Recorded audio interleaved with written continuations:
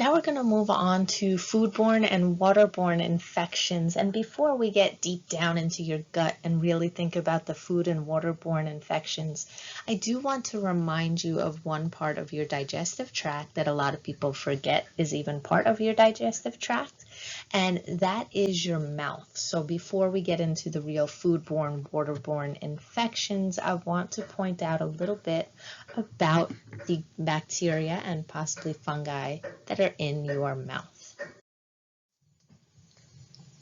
So as I was just saying, digestive is the other major portal of entry. It has a lot of defenses, so especially things like enzymes that we've talked about in terms of the innate immune system. But infections of this area are still very common. And the first part of the digestive system is the mouth, which sometimes people take the idea of dental issues. They kind of separate that from the medical field, sometimes not realizing that dental and teeth issues, they're very related to microbiology and the health of the rest of your body, because the microbes on your teeth can end up getting other places and cause some major problems, including they're finding more and more of the dental microbes, your plaque microbes traveling to other places, including the brain and the heart. So if you ever take medical micro, we go more into detail with those issues. So now, focusing on the mouth as a major portal of entry for digestive microbes, think of dental and periodontal infections and think of what plaque is. So we've already mentioned plaque before, being biofilms. And what did we say biofilms are? That's a collection of a whole bunch of different bacteria sticking together and making it more difficult to treat. Now, these biofilms are attached to the outer film of your teeth. The big main one is strep mutans, which is cariogenic. So cariogenic means that it will convert sucrose to lactic acid and produce dextran. That's a fancy way of saying you're getting acids produced on the outer coating or outer film of your tooth that's going to corrode or eat away that protective enamel and produce things like cavities. Now, in addition to this plaque issue, you get specific infections of the dental area. Two that you've probably heard a bunch of times, especially in commercials for mouthwash, are gingivitis and periodontitis. So you have to ask yourself, what's the difference between these two infections? And I want you to circle, star, highlight these differences. So gingivitis, if you hear that, that's inflammation limited to the surface of your gums. Okay, so gingivitis is inflammation and infection of the surface of your gums. Then you have periodontitis. That's a deeper infection. So now the infection of the gums has resulted in loss of supportive bones and ligaments. And so this is the one that's responsible for most tooth loss of adults. Okay, so you have gingivitis is just inflammation and infection of the surface of the gums, whereas periodontitis is infection of the gums that goes deeper into the supportive bones and the ligaments and results in tooth loss. Okay, so always make sure you're being very careful in terms of proper dental care, brushing your teeth, going to the dentist, but also be careful of the fact that if you do things too rough with your teeth and your gums, so for instance, if you're someone who makes your gums bleed a lot, that's now creating openings for these bacteria that's coating your teeth area to then travel, okay? And so be very careful with dental work or anything like that, because you can get them traveling to the brain and to the heart, causing major problems as well.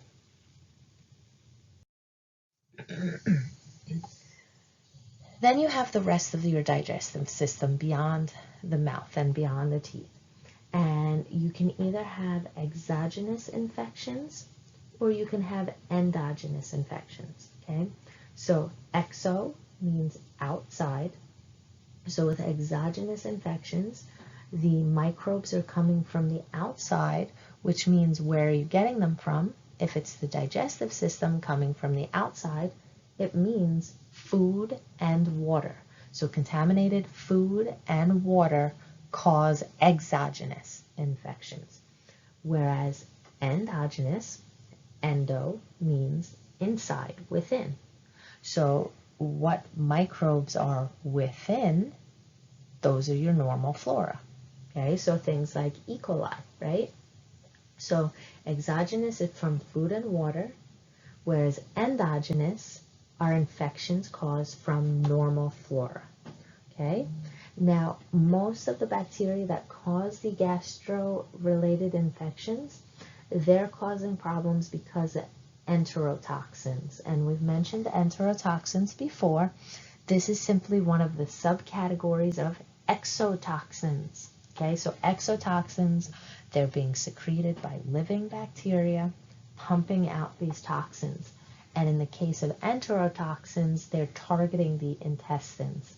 And the big example is Shigella toxin, which originally was only thought to be produced by Shigella, but then they discovered that E. coli is also producing it. And what Shigella toxin does is it modifies rRNA to block that binding of mRNA, which is a fancy way of saying Shigella toxin blocks protein synthesis. Okay, so I want you to circle the word Shigella toxin over here, circle Shigella toxin and write blocks protein synthesis. Blocks protein synthesis. Okay. Now, some of the common digestive infections that you'll find, or the bacteria causing these infections, are E. coli, Shigella, Salmonella, Vibrio, and H. pylori. Okay, you may have heard of quite a few of these. So E. coli, you hear a lot of those contaminations of things like lettuce and romaine recently. Shigella is what causes dysentery. Salmonella, you end up with gastroenteritis or typhoid fever. Vibrio, I want you to circle Vibrio and put seafood poisoning. Okay, so this is a shellfish poisoning. And then H. pylori, I want you to circle H. pylori and write ulcers. H. pylori is the cause of ulcers. Okay, now to go into another example with food poisoning. So now we're going to go into a little bit more detail about some of those bacteria that we just mentioned on the previous slide. So first of all, the bacteria we're going to be talking about right now are Enterobacteriaceae, which are the enteric bacteria. And that basically means you find them in your gut. They are GI tract bacteria. They are ubiquitous, and always remember when you hear the term ubiquitous, that means they are everywhere. Okay, they're inside your body already, some on the outside, they're in food, water, air around you, surfaces, they're all over the place. Now, when it comes to these organisms, a lot of them are peritrichous. Whenever you see trichous, that tells you about their flagella. And remember, peri is like perimeter, so it's flagella all around the outside of that bacteria. Now, the main one that we usually talk about when we talk about enteric or Enterobacteriaceae is E. coli. And E. coli, as you already know, you already have a ton of E. coli chilling with you right now at every moment of the day because it's a big inhabitant of your GI tract, which means it's part of your normal flora. So make sure to write down next to GI tract that this tells you E. coli is part of your normal flora. But as we already covered throughout this course, your normal flora can become opportunistic pathogens, meaning they can become the bad guys. And I listed out a couple of examples, okay? You already know previously we mentioned that if you are immunocompromised, that allows bacteria to become opportunistic. Also, if they end up in the wrong place, and that's what this first bullet point over here is talking about. Opportunistic, meaning if E. coli is no longer in your GI tract, if your intestines get perforated, meaning they get a cut in them, then the E. coli can leave and go into your bloodstream or go to other organs, and that causes a problem because it's only supposed to be in your GI tract. Also, if they end up in the wrong location from things like not wiping very well or from certain sexual practices, okay? Another issue when it comes to E. coli becoming opportunistic is sometimes it acquires virulence factors that help it be problematic, that help it be pathogenic. And you can ask yourself, well, how might it acquire new abilities, virulence factors, and problems for you?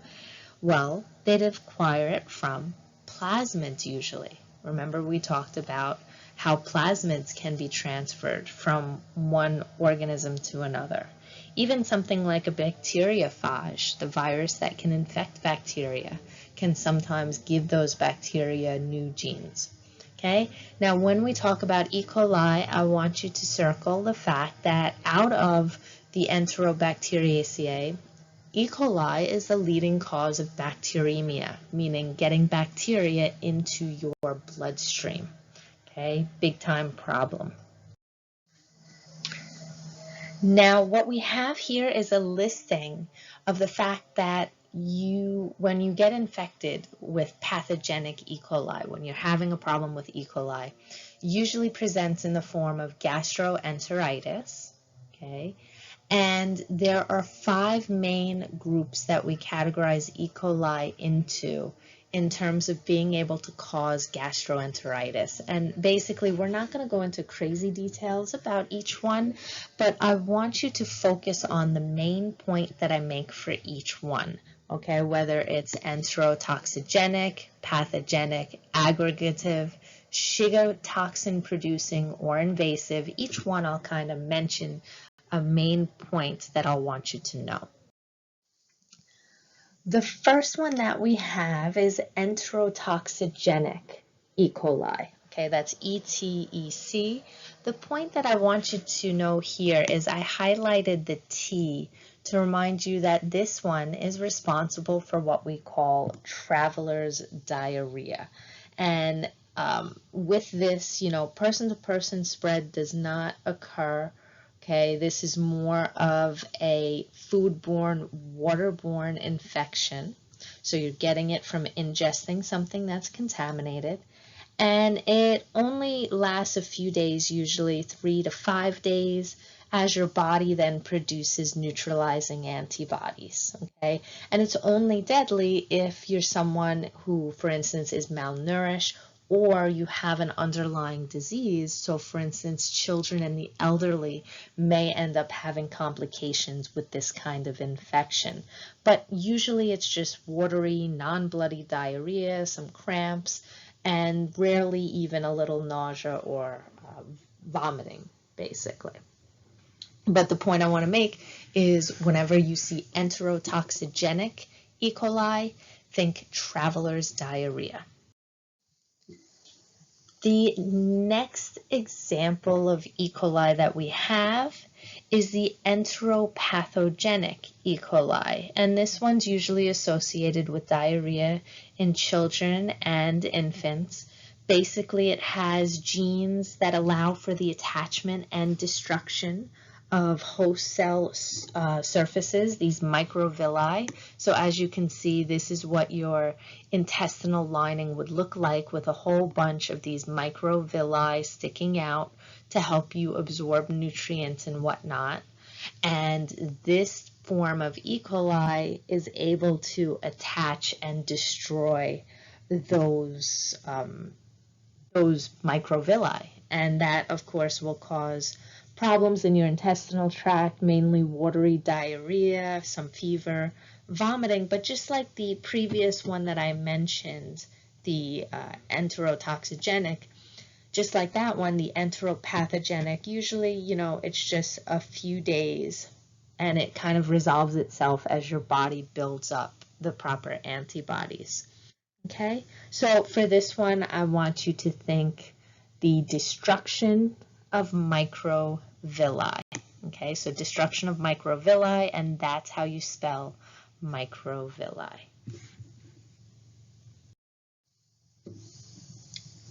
The next form of E. coli that we look at is enteroaggregative.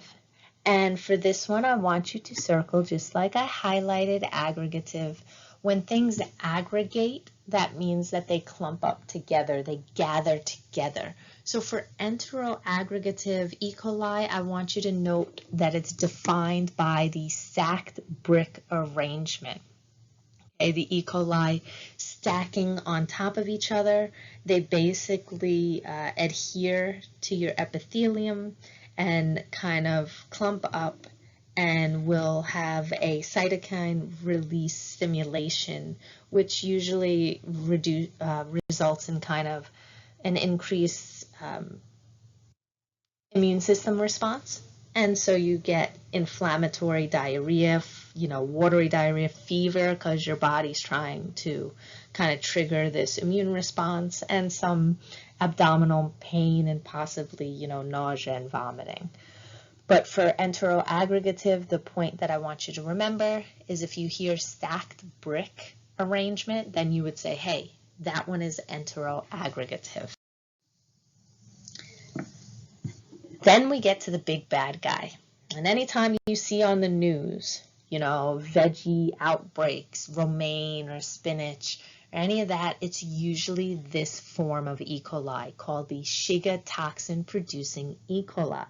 Okay, this one is enterohemorrhagic, meaning that it can cause bleeding, bloody diarrhea, severe abdominal pain.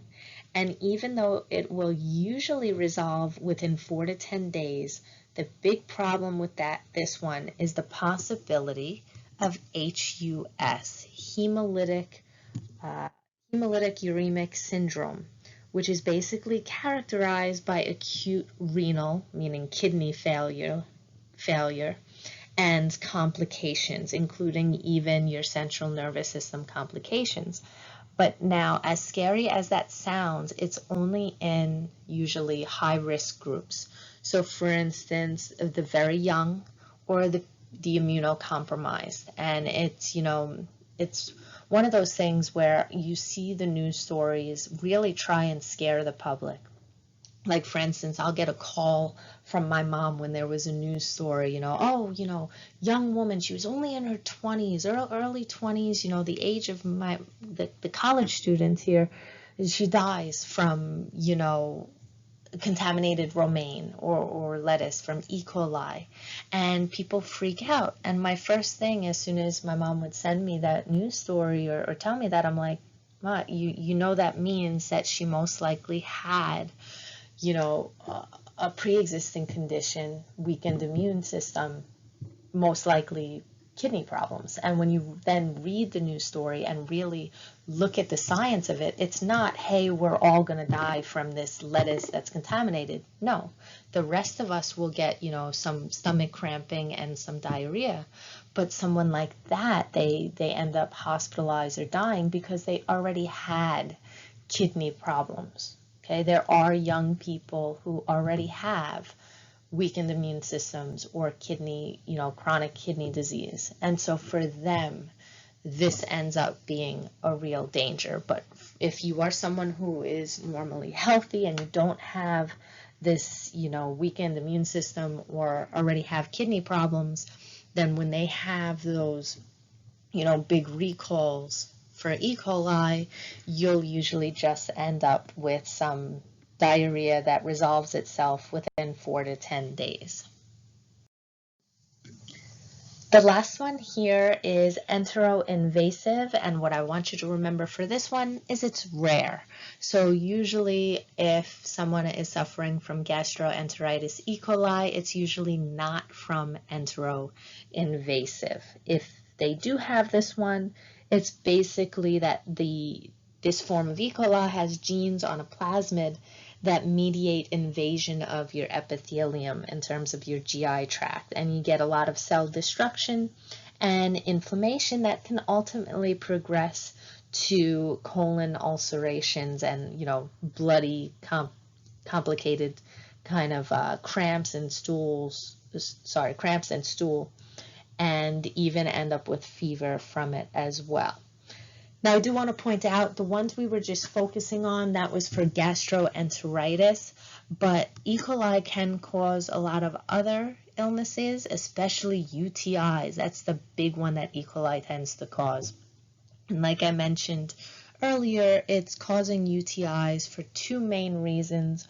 One, insufficient wiping techniques, and two, certain sexual practices spread E. coli as well.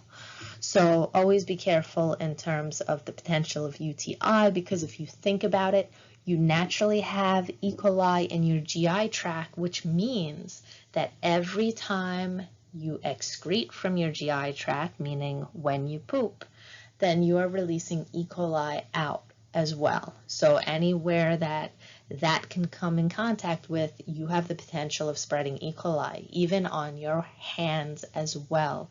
So that's why, it's so important people wash their hands after they go to the bathroom, because they can spread E. coli around amongst other things. Plus, it's just nasty when they don't. So, as you can also see, there can be neonatal problems and septicemia. So, for instance, sepsis, meaning E. coli can get into the bloodstream, like I mentioned before, especially if the intestine has been perforated. Another common form of foodborne contamination that you hear a lot in the news is salmonella. Okay, I'm sure you've heard salmonella with regard to things like eggs, chicken, or even handling little adorable turtles, because turtles naturally have the salmonella in their GI tract as part of their normal flora. But for us, since we don't have it naturally, it's pathogen for us. So be careful with certain organisms that you handle as well. So not just foodborne, but things that you can handle and then contaminate your hands and your food and ingest. Okay, so you may not be biting into a turtle, but you can still get, salmonella contamination from them. Now, salmonella, one of the things I want to point out is they used to tell you to, wash chicken, raw chicken, fish, and all that before cooking it. But now CDC and FDA have said that you are better off not rinsing things like raw chicken, because when you rinse them, especially if you're not careful, you are now splashing that potential pathogen on your surfaces, on your kitchen counter, on yourself, kind of getting it all over the place. And a lot of times if that chicken is contaminated with salmonella, it is so deeply embedded within the tissues that it's not going to just rinse off. Instead, the best way to fight the potential of salmonella and a lot of foodborne illnesses is to make sure that you are cooking that meat or that food to the proper temperature. Okay, that way you are trying to kill it, because as you know, high heat, high temperatures are bactericidal. They kill. Now, when it comes to salmonella, a lot of times you recover quite quickly, but there is one form of salmonella that has a low ID50, meaning it only takes a few of them to make you very, very sick, which means very virulent, right? So Salmonella typhi is the very virulent one, and you'll see on the next slide, that is what causes typhoid fever. So here we list out various forms of disease that you can get from salmonella. The first one is gastroenteritis, which we heard with E. coli as well. This is usually, the most common food poisoning that you get when you think of things like nausea, vomiting, cramps, a little bit of fever, and just feeling kind of yucky. That's usually gastroenteritis. But it tends to kind of only last a few days and spontaneously resolve as your body builds up immunity and as you get out those toxins. Septicemia is a risk, okay? It's highest in at-risk groups, which again means, for instance, immunocompromised people, the elderly, young children as well. And what septicemia is again sepsis, having that bacteria throughout your bloodstream, causing major complications. Now, Salmonella in some forms, specifically Salmonella typhi, which we just said has low ID50, meaning it's very virulent, big bad guy, right? That causes typhoid, okay? Typhoid fever, which can cause very, very high fever. So when you see the term febrile, like febrile seizures, that means fever associated. So typhoid is typhoid fever a lot of times. Very high fever, headache, just yuckiness, you lose weight, can't eat, constipation, all kinds of complications with that. Can even go to the liver and gallbladder as well. And it used to cause a lot of deaths due to internal bleeding because we didn't have antibiotics at the time. But now, thankfully, it's much lower mortality because antibiotics exist. Now, the thing with typhoid is that sometimes you end up with colonization in your body, usually the gallbladder, and you end up being a reserve or an incubator without showing symptoms. Okay, so you can maintain colonization in your body for years after your symptoms have gone, and that makes you an asymptomatic carrier, which now more people understand that term thanks to the COVID crisis. But asymptomatic means you can have these bacteria on or in your body, you can spread it to other people, but you yourself are not showing any symptoms. So you're called a carrier, okay? And the big example that I want you to remember for this illness is Typhoid Mary, okay? Typhoid Mary, M-A-R-Y. That was Mary Malone. She was known as Typhoid Mary because she was an Irish-American cook, and she was basically the first person in our country identified as an asymptomatic carrier of a pathogen. She is presumed to have infected about 51 people, some of which had died, and basically she was forced into isolation because they were concerned that, you know, they didn't understand this, they didn't have the best treatments at the time and whatnot, and all they knew was they had this cook who was, you know, looked healthy herself, but was getting other people sick and some of them dying. So she ended up having to live out a good chunk the rest of her life, you know, and even died in isolation, okay, even though she was healthy at that point. Other people around her ended up getting sick. And cooks are, unfortunately, cooks and the people who work in delis and prepare your food, they're the main ones that end up spreading, you know, these foodborne illnesses, okay? And it's a shame in the case of Typhoid Mary because she, you know, she didn't know why she was making these people sick. Okay, so kind of remember Salmonella is what causes typhoid. That asymptomatic, you can be a carrier, and the historic example is Typhoid Mary.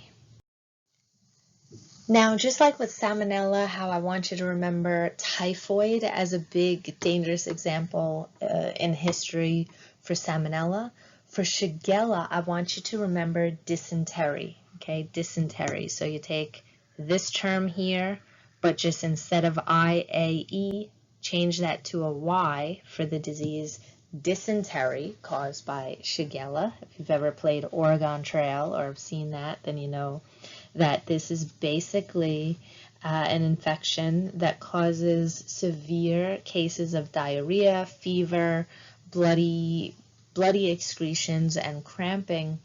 And it used to be a big problem and still can be in third world countries. So Again, the idea, if you're someone who's already malnourished and you don't have proper absorption of nutrients, then having this constant release of anything you're trying to eat or drink will end up making you severely dehydrated and dangerously malnourished. And Shigella is a problem because it produces Shigella toxin, Shiga toxin. And Shiga toxin basically blocks protein synthesis and can cause problems in terms of your intestinal system.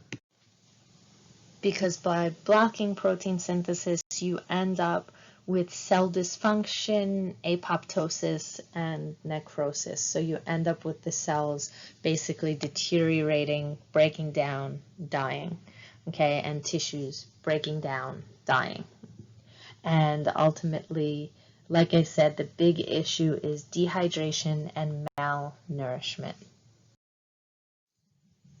Here we have staphylococcal food poisoning. So Staph aureus, you're all experts at Staph aureus based on the lab session. What are some things that you know about Staph aureus from lab? Well, first of all, what's the big obvious test for Staph aureus? Coagulase testing. Okay, coagulase testing. They can produce coagulase. And with Staph aureus, with relation to food poisoning, there's something called temperature abuse. Okay, that's what this figure on the side kind of tries to show, is temperature abuse. The idea that you'll cook food, and so you'll think, oh, okay, I cooked my food, you know, hot flames, fire, it must be safe now. I killed any bacteria in it. But what you then don't think about is after that food has been cooked, okay, what do you do with it? You put it in another container, right? You put it on plates. Sometimes, especially with picnics, you'll put it into different bowls or kind of prepare it in an additional way. So you'll do further cutting of a cooked meat, for instance. Okay, you're handling that food. And if it's not you, then restaurant workers are doing this, okay? Food preparers. They'll cook the food and think that they've gotten all the bacteria, which they may have, but then when they're preparing it to actually eat or to serve, they're handling it. And where do you know you find staph all the time? On your hands, right? On your skin. So these people who may have staph on their hands, they're now handling the food, and then they may leave it out at room temperature. So again, like I just said, this happens a lot in terms of picnics or in terms of restaurants, you know, where you have any kind of catering, right? So if the food is then left at room temperature, well, whatever contaminants, whatever staph just got into that food from your hands and from preparing it onto the serving platters, well, now those have time to replicate. And now those produce their toxins, and the toxins get into the food, okay? Now, once you've done that, now that there's toxins in the food, even reheating it, let's say you did all of this and you decide, oh, okay, I don't trust it. It's been sitting out for, you know, a few hours. Let me microwave my plate of food. That won't destroy the toxin. That may kill the bacteria that's in there, but that's not going to destroy the toxin. So within 1 to 6 hours, what we call staphylococcal intoxication will occur, meaning you'll start getting those symptoms in terms of diarrhea, vomiting, cramping, all of that. Okay. Now, I mention a little question over here. What are some reasons that staph would outgrow other bacteria in this food that you have sitting there? Well, think about what we learned about staph. Staph are halophiles, right? So you may have this salty, nice, you know, picnic salad or salty meat and think, oh, you know, bacteria don't like salty. Well, staph does. So staph really enjoys a lot of the food that we end up preparing, okay? And the last thing that I show over here is that phage typing tracing can kind of help identify what the source of contamination was. But you don't have to worry about that for our processes. It's basically just a form of experimentation that they do when they're trying to track down the exact source of particular food poisoning cases.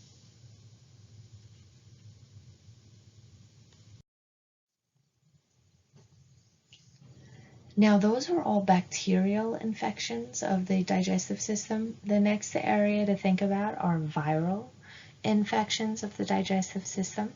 Some of the big ones that you've probably heard before are mumps, hepatitis, and gastroenteritis.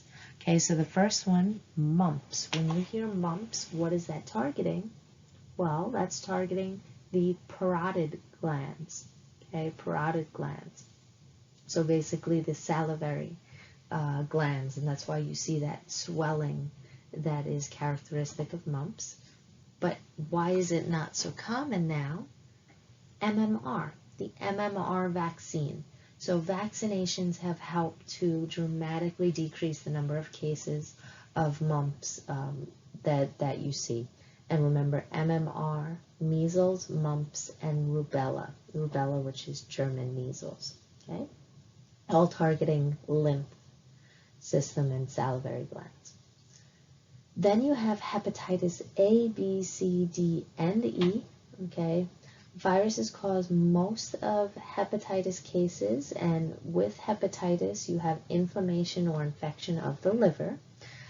But you always have to ask yourself, what else can cause hepatitis? Well, drug use, alcohol abuse, autoimmune diseases even. Some of these, for instance, hepatitis A, you even see on the news right now for foodborne illness. So a food preparer at a restaurant, or just recently in 2019, a ShopRite worker or deli counter worker, they have this infection. They don't realize that they're infectious because they're not showing symptoms yet. And they're handling food. So the food gets contaminated, it gets time to incubate, and then by the time you eat it, you now get infected. Okay? The last one on here is viral gastroenteritis, which we'll talk about in a few slides. But when you look at any of these, just remember, right off the bat, viral infections. Okay? So these are all viruses causing mumps, hepatitis, and gastroenteritis, viral gastroenteritis, and ask yourself what's getting targeted. So mumps, it's the parotid glands, okay, salivary lymph glands, and hepatitis, it's the liver, and then gastroenteritis, you're going to see that's focusing on especially abdominal pain.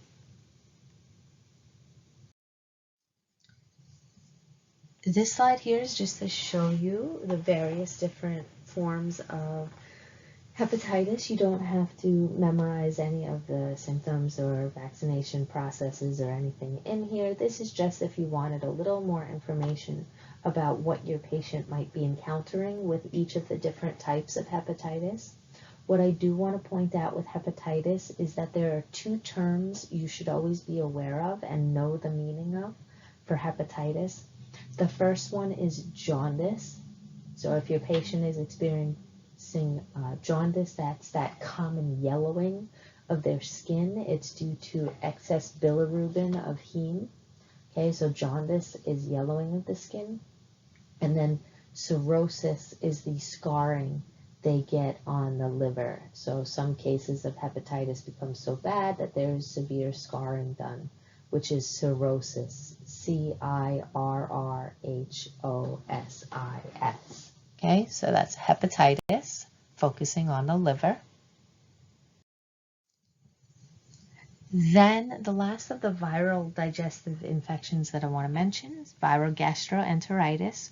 So whenever you hear rotavirus or norovirus, rotavirus and norovirus, think viral gastroenteritis. And both of these are rather painful cases of food poisoning.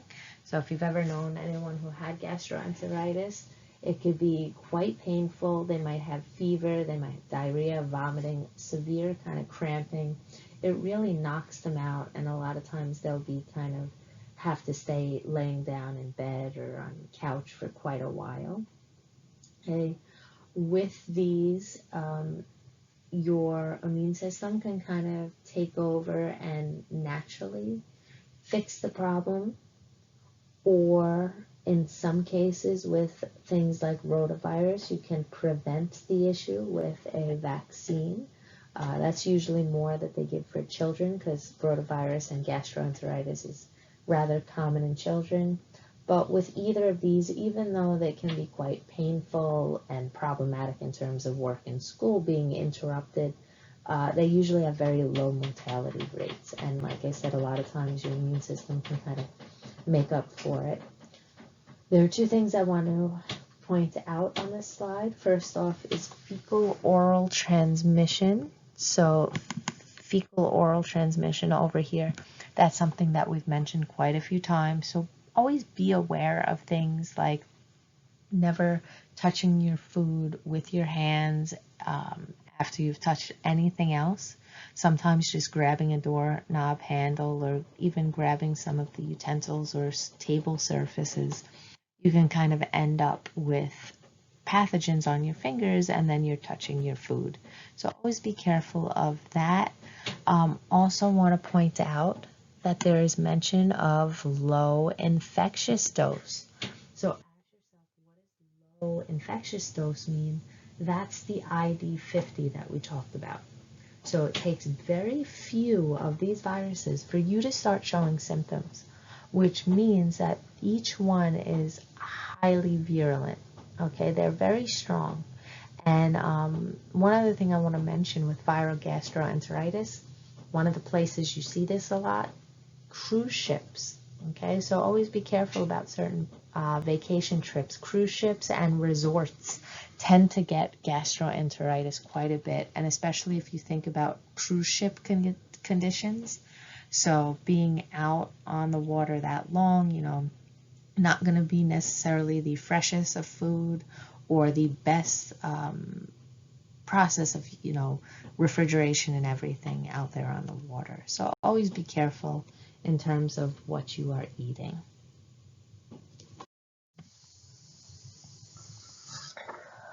Another viral nervous system infection that you used to hear a whole lot of, but not so much anymore, is polio.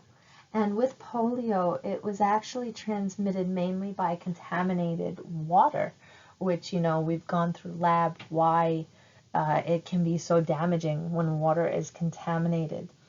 And with this, you know, it may start off as something as mild as sore throat or nausea, but it can end up as viremia, and that's when it's very problematic, because viremia means viruses in the bloodstream. So when we keep saying septic and sepsis, that's basically viremia is the virus version of that. And with that, it then enters the central nervous system, and that's where it could end up causing major paralytic effects, and can, just like all the other ones we mentioned, end up hitting the respiratory system and the cardiovascular system, shutting them down.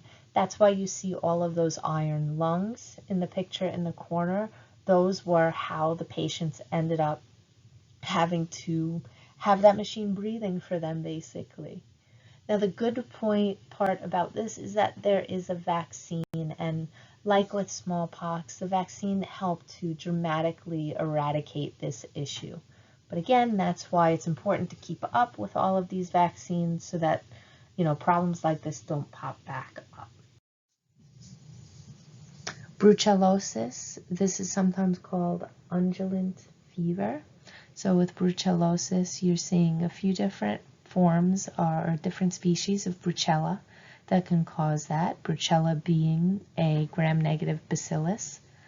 And a lot of times this one is caused by milk from infected animals. And the patient will end up having a lot of feverish night sweats, aches, malaise being that very, you know, icky kind of fatigued feeling. But again, this one's usually not fatal. Now, whenever you see or hear the term brucellosis, I want you to think of its other name, which is commonly called undulant fever.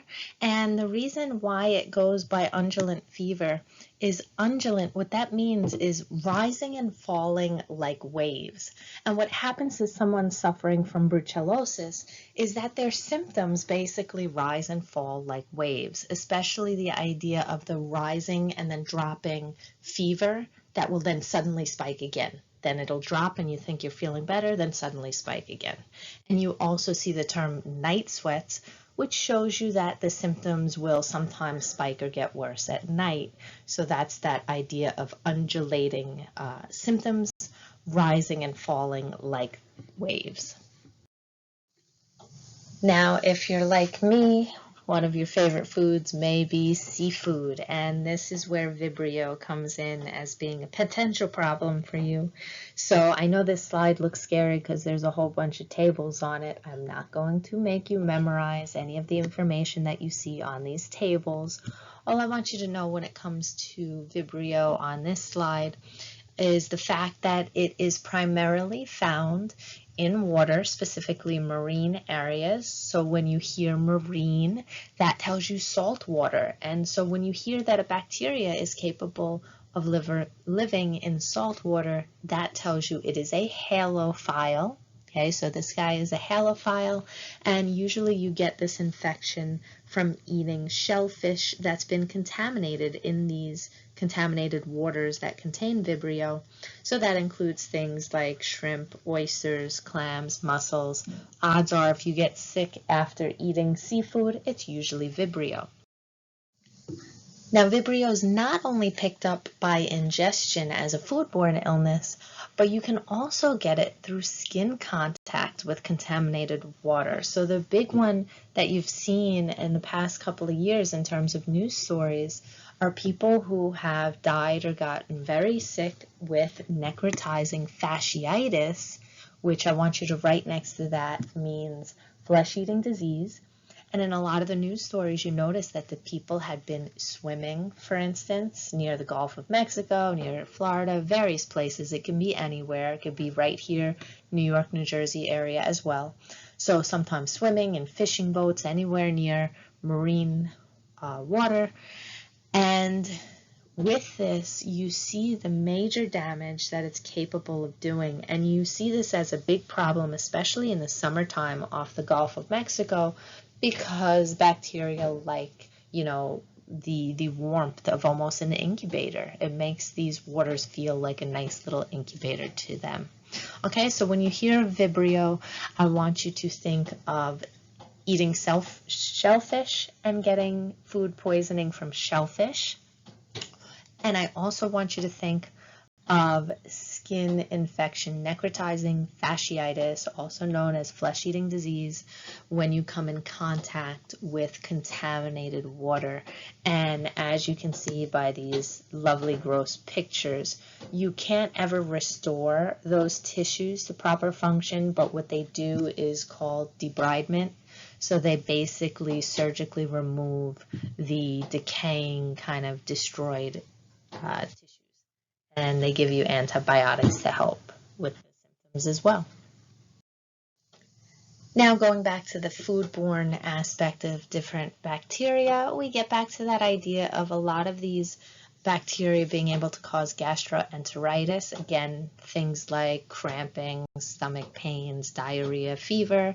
There's some nausea and vomiting. And another example of bacteria that can cause that is Campylobacter. And with that Campylobacter organism, we call it zoonotic because you're getting it from infected animals. And I want you to circle star highlight poultry because chickens are the big contamination that causes Campylobacter infections. Again, this is just yet another example of how you can get gastroenteritis. The next one I want to mention, we're almost done with these various samplings. This one, a lot of you may have heard as H. pylori, Helicobacter, which is also known as H. pylori. And the big thing I want you to remember about H. pylori is that it causes peptic ulcers. And the biggest success in terms of, helping people with ulcers was the discovery of, finding out that what's causing most ulcers is H. pylori. The way it causes them, you're going to see on the next slide, but ultimately it creates this major pH difference in your stomach lining, and you end up with these ulcerations. Now, the reason why I say one of the biggest advancements was discovering that it was H. pylori causing ulcers is because that meant you can treat them with antibiotics because it's bacteria. Now, back in the day, they did not know that, which is why my great-grandfather actually ended up dying due to ulcers. Because back then, one of the things that they wanted to do was, oh, you have these ulcers, let's try and, cover them up. We'll take a little bit of an animal intestine or an animal gut, the stomach lining, and we'll just, cover up that ulcer. Well, think about it. If this is bacteria and you are just covering it up, meaning you're slapping another bit of tissue on there, well, you're just providing it with more food. You are letting it get stifled and more infected, and you cause major complications with that, okay? And then they tried even more dangerous surgeries after that, and unfortunately he passed away. He actually took a surgery that they told him flat out he'd only have 25% chance of living. But the pain and the suffering with these ulcers used to get so severe for people because they didn't know how to treat it at the time that they were willing to take that risk. And unfortunately, many of them did not make it through. And it's a shame because all it would have taken was a little bit of antibiotics to heal it up because it is bacterial infection that is quite sensitive to antibiotics. So when I say, what does this mean with regard to ulcers? Well, it means you can treat them with antibiotics and fix the issue. Now, as you see from this slide, those people who end up having peptic ulcers from H. pylori infections, what ultimately happens is these H. pylori will embed their way through the protective mucus that you have lining your stomach and GI tract. And once they've kind of broken through that, well, now think about it. Your stomach is a very acidic environment. And now by having that exposed area, the acid is able to leak through. And so you can get a very irritated sore that ends up forming, and you end up with a lot of inflammation and pain as well. But again, knowing that the infection is caused by a sensitive bacteria means antibiotics can treat and help with this kind of issue. Now that is it. You have made it through the semester. It has been an absolute pleasure teaching you. I wish we could have, done these lessons in person, but I do hope that you were able to at least get some valuable information out of them despite the circumstances of this semester. Now all you have to do is make it through the final exams. As always, if you have any questions, you need any help at all, please contact me in the Remind app. Whether it's this semester helping through, the prep for the exams, or any future semesters when you have trouble with classes or need any references or whatnot, never hesitate to contact me through the Remind app or through email. Have a wonderful day and good luck studying.